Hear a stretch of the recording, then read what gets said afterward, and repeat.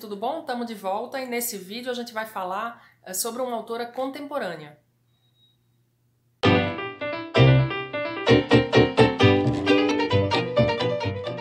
O nome da autora é Andréa Catropa e foi ela mesma que mandou pra gente um exemplar de Homens Adoram Mulheres Perfeitas, que saiu pela editora Patois. Na verdade ela mandou 2 exemplares e um deles a gente vai sortear, então fica com a gente até o fim do vídeo que eu vou falar como é que vai rolar a promoção, tá bom? Então vamos falar um pouco sobre a autora. A Andréa é paulista, ela é doutora em teoria literária pela USP, ela já publicou livros de contos e de poesias e esse aqui é o primeiro romance.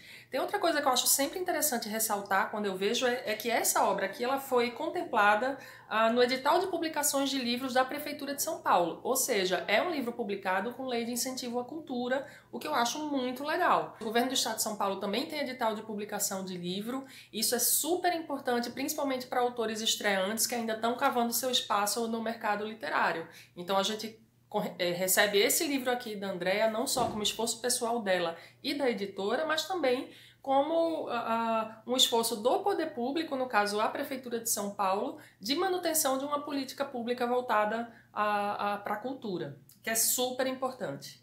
Mas vamos falar do livro, né? Aqui a Andréa explora a cidade de São Paulo como cenário de imigração japonesa. Mas ela não vai naquelas coisas que são as mais estereotipadas sobre a imigração japonesa em São Paulo. Então, não é uma coisa focada no bairro da Liberdade, nem nas tradições japonesas que a gente conhece com mais frequência, embora estejam ali, mas estão colocadas de uma maneira contemporânea, o que é bem interessante. A história ela é centrada num personagem chamado Eduardo, que é descendente de japonês, ele é neto de japoneses. Ele foi criado dentro da comunidade japonesa, estudou em escola japonesa e ele é um contador num hospital.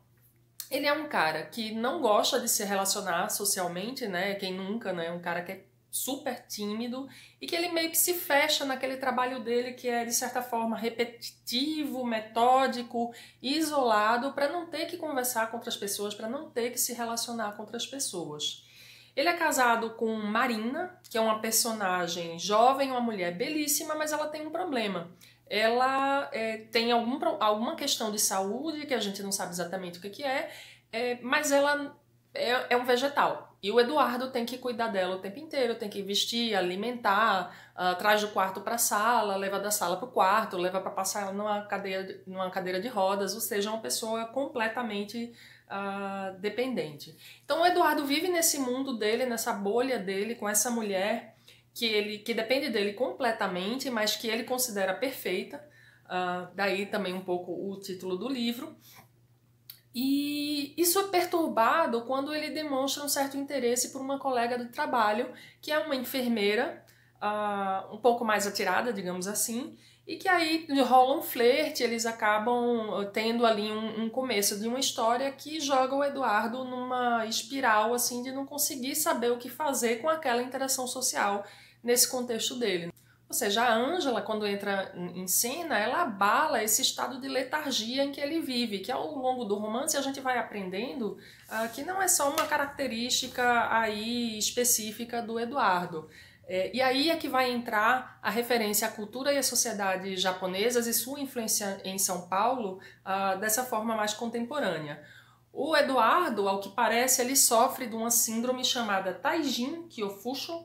Eu não sei se eu estou pronunciando corretamente, talvez seja Kyofusho, que é uma síndrome de comportamento que provoca isolamento e aversão à coletividade, que é muito comum no Japão, segundo a autora.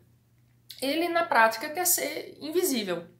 E o relacionamento com Ângela torna essa invisibilidade impossível. O livro ele vai quase numa outra estereotipia do Japão, que é essa coisa do japonês antissocial. Vai quase, eu tô falando, porque tem um outro personagem que é descendente de japonês, que é o chefe de Eduardo, que vai numa vibe completamente diferente. É um cara mais despachadão, conversa com todo mundo, tira férias, e tem nuances aí no romance.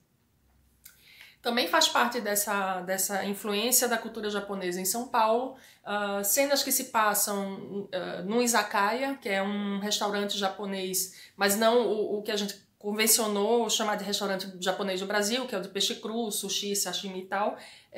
Os izakayas são muito comuns aqui em São Paulo, estão ficando cada vez mais comuns. Aliás, eu gosto bastante de uma aqui em Pinheiros. E eles são aqueles que vendem comida preparada no fogo. É a comida japonesa cozida, que passa pela brasa. São, em geral, restaurantes que você pede a comida no balcão. Super simples e é bem gostoso. O Eduardo também faz um curso de bonsai, né? É uma forma que ele tenta desenvolver, e aí é um desafio para ele mesmo, tentar se relacionar com outras pessoas no curso, exercitar um pouco de concentração.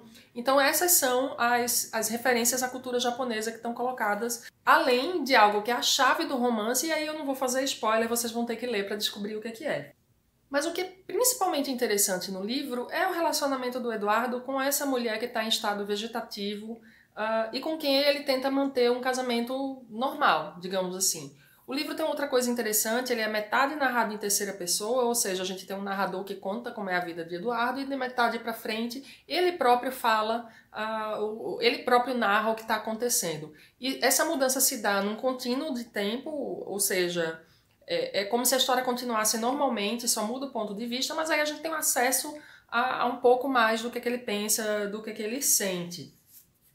E esse lance do relacionamento do Eduardo com a mulher, e daí vem o título A Mulher Perfeita, que a mulher completamente, ela está além de submissa, ela é uma mulher que é completamente manejável pelo marido. É ele que escolhe as roupas que ela vai vestir, ele escolhe para onde eles vão, ele escolhe o que vão comer, ele escolhe sobre o que eles vão conversar. Então essa é a mulher perfeita para esse cara que está numa bolha de invisibilidade e que tem aversão ao convívio social. E obviamente no caso dele é uma questão específica, a autora indica que pode ser um distúrbio de comportamento, mas tem traços ali que estão muito ligados, na verdade, a forma como as mulheres são vistas socialmente por grande parte dos homens, né? E aí a gente poderia relacionar isso completamente a uma sociedade machista e que impõe uma série de limites para as mulheres. Eu não preciso aqui me alongar nisso, mas assim, todo mundo conhece uma amiga que já foi proibida de sair de casa com determinada roupa porque o namorado não gosta ou ia dar um piti. Enfim. E aí sobre isso eu queria ler 2 trechinhos aqui pra vocês sentirem como é que essa relação do Eduardo com a mulher dele, com a Marina. Em voz alta, perguntava: qual o problema de irmos comer em algum restaurante no centro? Intimamente, porém, sabia que para ele também era desconfortável receber aqueles olhares de outras pessoas. Culpou-se pela situação em que viviam. Precisava ser forte, assumir publicamente a mulher diante de todos. O que importava que ela fosse diferente das outras? Falantes, gargalhando, apontando para vitrines, ostentando sua beleza sobre saltos altíssimos, abraçando seus homens como se fossem leoas que têm, sob as garras, a presa. Marina jamais faria nada daquilo. E para ele, esse era um de seus encantos. A passividade do corpo ressaltava suas qualidades, uma companheira gentil e amorosa. O que teria sido dele quando a mãe morreu? Sendo o Nazumi para cuidar, Eduardo entrou em depressão profunda, da qual só saiu quando se apaixonou por Marina. Por isso era tão grato. Ela trouxe sentido à sua vida. E aí eu acho que a Andrea maneja muito bem o que é o trunfo do romance. A gente sabe o tempo inteiro que tem alguma coisa muito estranha nesse relacionamento do Eduardo com a Marina. Não é só a questão de saúde dela.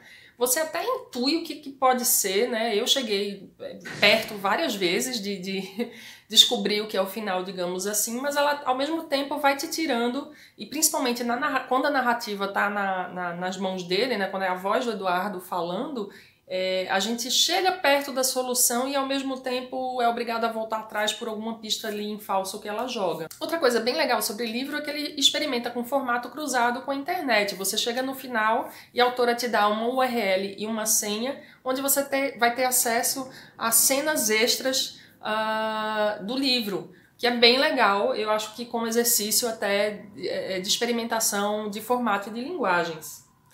E aí, como a Andrea mandou o livro pra gente, ela mandou também um envelope, olha que legal, com alguns spoilers, tanto que eu não abri antes de ler o livro, eu só abri depois, porque eu não queria saber nada da história. E nesse envelope tem o seguinte: Veio um release do livro, né, contando um pouco do trabalho dela, ok. A gente recebeu, tem um adesivozinho também aqui, com alguma inscrição em japonês, não vou me arriscar. Recebemos também 2 folhinhas de origami, tá? Com instruções para fazer um marcador de página em forma de coração. Esse aqui é o meu. A outra página eu deixei para fazer depois. E ela mandou pra gente também, olha só, isso aqui é uma caneta em formato de seringa, que tem a ver com uma das cenas do livro. O que é bem legal é que ela mandou outro kit como esse pra gente sortear junto com o livro. Então, fique ligado nas redes sociais do Lombada Quadrada, a gente tá no Instagram, no Facebook, no Twitter, no próprio blog, e a gente vai sortear um livro da Andréa Catropa junto com um kit especial que ela montou para os nossos leitores. E é isso aí, pessoal. Antes de ir embora, inscreva-se no canal para saber quando a gente vai postar novos vídeos.